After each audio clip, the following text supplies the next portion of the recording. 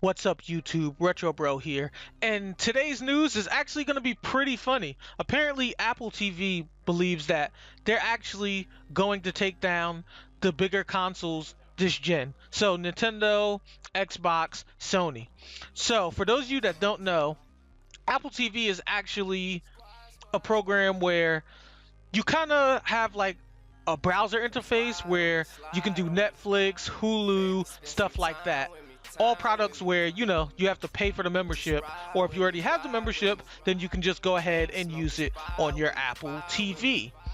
And the Apple TV right now, the standard version is actually 32 gigabytes and it's going to cost $150. But what we're really going to talk about here is how they think they can actually be competitors or superior to Sony, Xbox, and PlayStation. So they seem to think that because they actually make a decent amount of money and have a lot of people playing their games on, their little iPhone and this and that, that this means that they'll actually be a success. They also use the words, and I quote, better quality games than on current gen consoles. So they seem to believe that their little games on the phone that they have right now are better quality than what we get on our consoles, which is a laugh in its own. But continuing with the story, I've watched a video on it as well, and they actually had a guy who was really gung-ho about it. He was talking about how cool it was and how he enjoyed playing this racing game.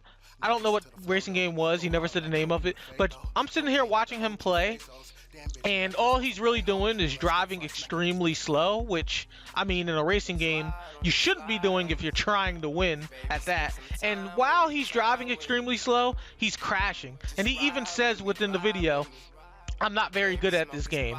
Now, to me, that's just total BS. I mean, how can you say you're superior to the consoles that's currently out, especially when in your test video you have a casual gamer who says he's not even good at the game testing your product?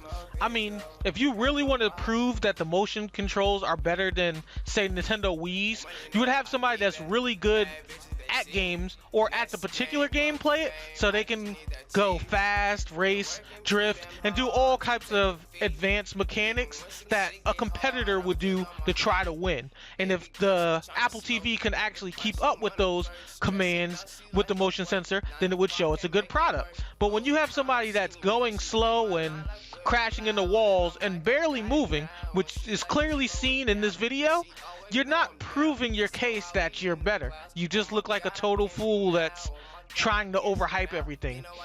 Also, let's be real here.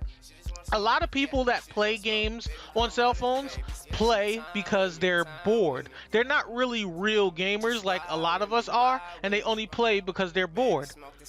Also, keep in mind, when they play these games, they play on the App Store a lot of these free-to-play games that don't cost them anything.